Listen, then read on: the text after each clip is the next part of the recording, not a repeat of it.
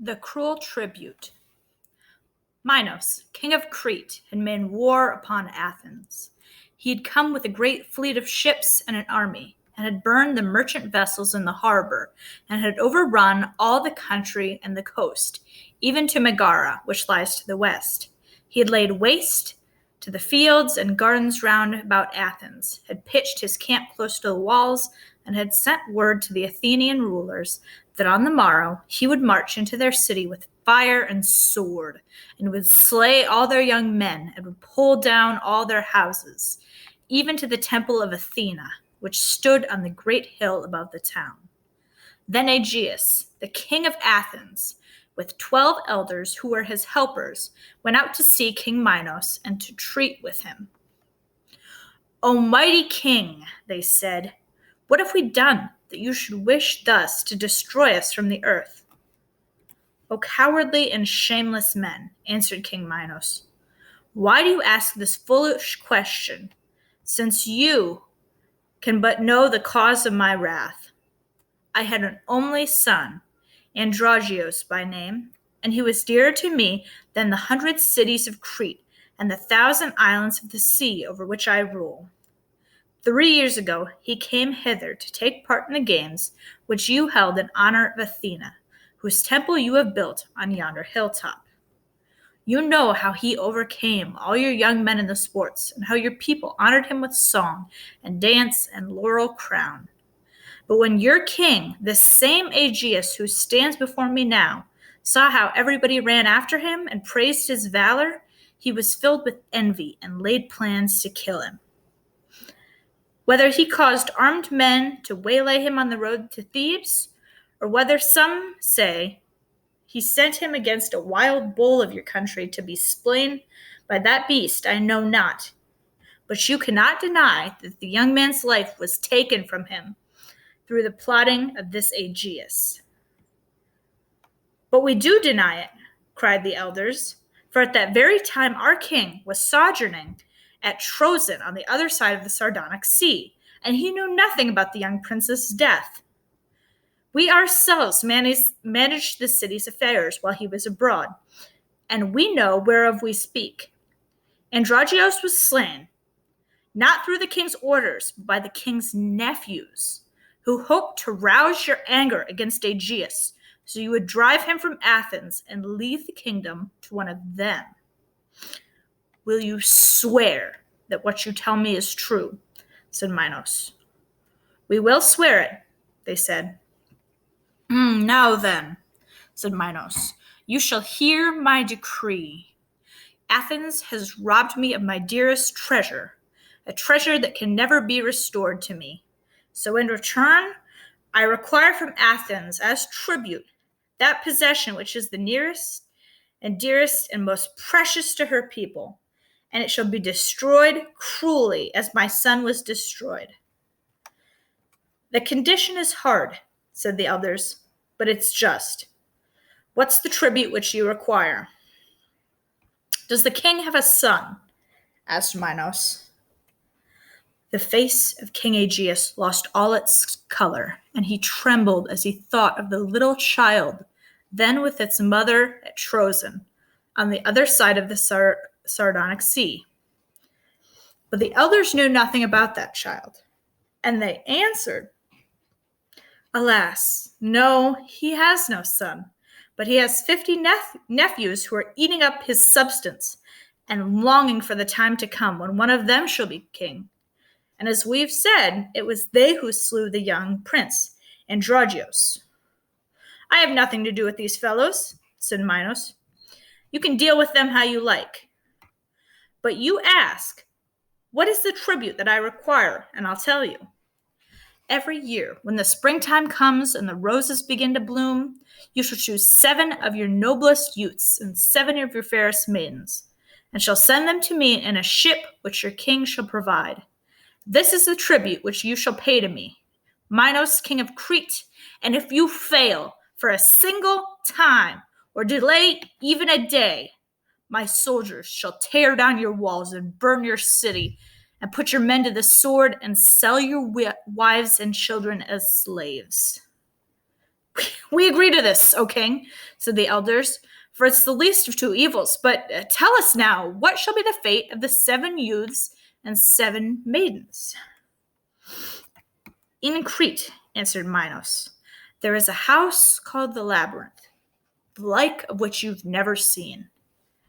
In it, there are 1,000 chambers and winding ways, and whoever goes even a little way into them can never find his way out again.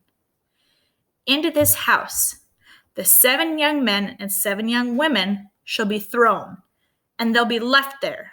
To perish with hunger? Cried the elders. To be devoured by a monster whom men call the Minotaur, said Minos. Then King Aegeus and the elders covered their faces and wept, and went slowly back to the city to tell their people of the sad and terrible conditions upon which Athens could alone be saved. It's better that a few should perish than the whole city should be destroyed, they said. Part 2. The Tribute. Years passed by. Every spring, when the roses began to bloom, 7 youths and 7 maidens were put on board of a black-sailed ship and sent to Crete to pay the tribute which King Minos required. In every house in Athens there was sorrow and dread, and the people lifted up their heads to Athena on the hilltop and cried out, "How long, O Queen of the air? How long shall this thing be?" In the meantime, the little child that Trojan on the other side of the sea had grown to be a man. His name, Theseus, was in everybody's mouth, for he'd done great deeds of daring, and at last he had come to Athens to find his father, King Aegeus, who had never heard whether he was alive or dead. And when the youth had made himself known, the king had welcomed him to his home, and all the people were glad, because so noble a prince had come to dwell among them, and in time would rule over their city. The springtime came again. The black-sailed ship was rigged for another voyage.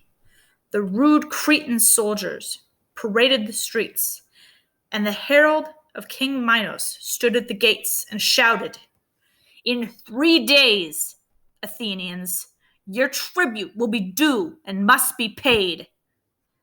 Then in every street, the doors of the houses were shut, and no men went in or out, but everyone sat with pale faces and wondered whose lot it would be to be chosen this year.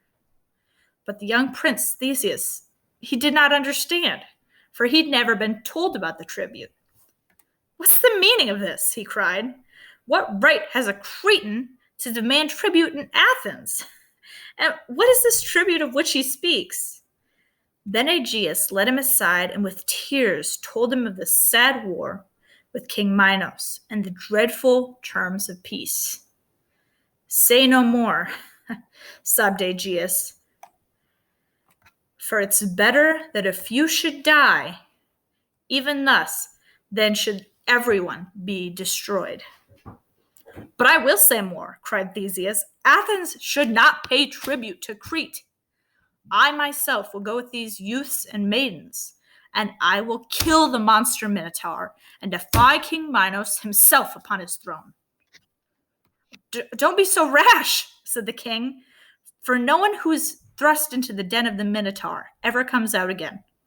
Remember that you are the hope of Athens, and don't take this great risk upon yourself." "So you say I'm the hope of Athens," said Theseus. "Then how can I do otherwise than go?" And he began at once to make himself ready. On the 3rd day, all the youths and maidens of the city were brought together in the marketplace, so that lots might be cast for those who were to be taken. Then 2 vessels of brass were brought and set before King Aegeus and the herald who'd come from Crete. In one vessel they placed as many balls as there were noble youths in the city, and in the other they placed as many as there were maidens. And all the balls were white, save only 7 in each vessel, and those were black as ebony. Then every maiden, without looking, reached her hand into one of the vessels and drew out a ball. and those who took the black balls were put away into the black ship, which lay waiting by the shore. The young men also drew lots in a similar manner. But when those 6 black balls had been drawn, Theseus came quickly forward and said, "Hold off! Don't let any more balls be drawn. I will be the 7th young man to pay this tribute. Now let's go aboard the black ship and leave." Then the people and King Aegeus himself went down to the shore to take leave of the young men and young women and say goodbye to them, who they thought they had no hope of seeing again. And all but Theseus cried and were broken-hearted. "I'll come back, father," he said. "I'll hope that you will," said the old king. "If when this ship returns, I see a white sail spread above the black one, then I'll know that you're alive and well. But if I only see the black sail, it'll tell me that you've died." And now the vessel was loosed from its moorings. The north wind filled the sail, and the 7 youths and 7 maidens were borne away over the sea towards the dreadful death which awaited them in far distant Crete. Part 3. The Princess. At last the black ship reached the end of its voyage. The young people were set ashore, and a party of soldiers led them through the streets toward the prison where they would stay until the next day. They didn't weep or cry out now, for they'd outgrown their fears. But with paler faces and firm-set lips, they walked between the rows of Cretan houses and looked neither to the right nor to the left. The windows and doors were full of people who were eager to see them. "What a pity that such brave young men should be food for the Minotaur," said some. "Ah, that maidens so beautiful should meet a fate so sad," said others. And now they passed close to the palace gate, and in it stood King Minos himself and his daughter, Ariadne, the fairest of the women of Crete. "Indeed, those are noble young fellows," said the king. "Yeah, too noble to feed the vile Minotaur," said Ariadne. "The nobler the better," said the king. "And yet none of them can compare with your lost brother Androgeos."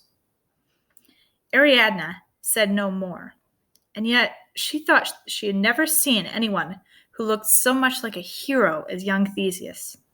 How tall he was, and how handsome, how proud his eye, and how firm his step. Surely there had never been anyone like him in Crete.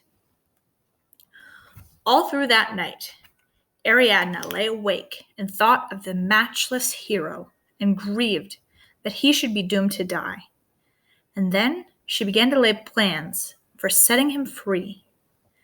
At the earliest peep of day, she arose, and while everyone else was asleep, she ran out of the palace and hurried to the prison. As she was the king's daughter, the jailer opened the door at her bidding and allowed her to go in. There sat the 7 young men and 7 young women on the ground, but they hadn't lost hope. She took Theseus aside and whispered to him. She told him of a plan which she'd made to save him, and Theseus promised her that when he'd slayed the Minotaur, he'd carry her away with him to Athens, where she should live with him always. Then she gave him a sharp sword and hid it underneath his cloak, telling him that with it alone could he hope to slay the Minotaur. "And here's a ball of silk and thread," she said. "As soon as you go into the labyrinth where the monster is kept, fasten one end of the thread to the stone doorpost, and then unwind it as you go along. When you have slain the Minotaur, you have only to follow the thread, and it will lead you back to the door. In the meanwhile, I'll see that your ship is ready to sail, and then I will wait for you at the back door of the labyrinth." Theseus thanked the beautiful princess and promised her again that if he should go to live back in Athens, she should go with him and be his wife. Then, with a prayer to Athena, Ariadne hastened away. Part 4. The Labyrinth. As soon as the sun was up, the guards came to lead the young prisoners to the labyrinth. They didn't see the sword that Theseus had under his cloak, and they didn't see the tiny ball of silk which he held in his closed hand. They led the young men and women a long way into the labyrinth, turning here and there, back and forth 1,000 times until it seemed certain nobody could find the way out again. Then the guards, by a secret passage which only they knew, went out and left them, as they'd left many others before, to wander about until they should be found by the terrible Minotaur. "Stay close to me," said Theseus to his companions, "and with the help of Athena, who dwells in her temple home in our fair city, I'll save you." Then he drew his sword and stood in the narrow way before them, and they all lifted up their hands and prayed to Athena. For hours they stood there, hearing no sound and seeing nothing but the smooth, high walls on either side of the passage and the calm blue sky so high above them. Then the maidens sat down upon the ground and covered their faces and sobbed and said, "Oh, if he would just come and put an end to our misery and our lives." At last, late in the day, they heard a bellowing, low and faint, as though it was far away. They listened and soon heard it again, a little louder and very fierce and dreadful. It's him, cried Theseus. "And now for the fight." Then he shouted so loudly that the walls of the labyrinth answered back, and the sound was carried upward to the sky and outward to the rocks and cliffs of the mountains. The Minotaur heard him, and his bellowing grew louder and fiercer every moment. "He's coming," cried Theseus, and he ran forward to meet the beast. The 7 young women shrieked, but tried to stand up bravely and face their fate. And the 6 young men stood together with firm-set teeth and clenched fists, ready to fight to their last breath. Soon the Minotaur came into view, rushing down the passage toward Theseus and roaring terribly. He was twice as tall as a man, and his head was like that of a bull, with huge sharp horns and fiery eyes and a mouth as large as a lion's. But the young men could not see the lower part of his body for the cloud of dust which he raised in running. When he saw Theseus with the sword in his hand coming to meet him, he paused, for no one had ever faced him like that before. Then he put his head down and rushed forward, bellowing. But Theseus quickly leapt aside and made a sharp thrust with his sword as he passed, and cut off one of the monster's legs above the knee. The Minotaur fell upon the ground, roaring and groaning and beating wildly about with his horned head and his hoof-like fists. But Theseus nimbly ran up to him and stabbed the sword into his heart, and was away again before the beast could harm him. A great stream of blood gushed from the wound, and soon the Minotaur turned his face toward the sky and was dead. Then the youths and maidens ran to Theseus and kissed his hands and feet, and thanked him for his great deed. And, as it was already growing dark, Theseus bade them follow him while he wound up the silken thread which was to lead them out of the labyrinth. Through 1,000 rooms and courtyards and winding ways they went, and at midnight they came to the outer door and saw the city lying in the moonlight before them. And only a little way off was the seashore, where the black ship was moored, which had brought them to Crete. The door was wide open, and beside it stood Ariadne, waiting for them. "The wind is fair, the sea is smooth, and the sailors are ready," she whispered. And she took the arm of Theseus, and all went together through the silent streets to the ship. When the morning dawned, they were far out to sea, and, looking back from the deck of the little vessel, only the white tops of the Cretan mountains were in sight. Minos, when he rose from sleep, didn't know that the young men and women had gotten safely out of the labyrinth. But when Ariadne could not be found, he thought that robbers had carried her away. He sent soldiers out to search for her among the hills and the mountains, never dreaming that she was now well on her way towards distant Athens. Many days passed, and at last the searchers returned and said the princess could nowhere be found. Then the king covered his head and wept, and said, "Now indeed I am bereft of all my treasures. I have nothing." In the meantime, King Aegeus of Athens had sat day after day on a rock by the shore, looking and watching to see if by chance he might find a ship coming from the south. At last, the vessel with Theseus and his companions was in sight, but it still only carried the black sail, for in their joy the young men had forgotten to raise the white one. Alas, alas, my son has perished, moaned Aegeus, and he fainted and fell forward into the sea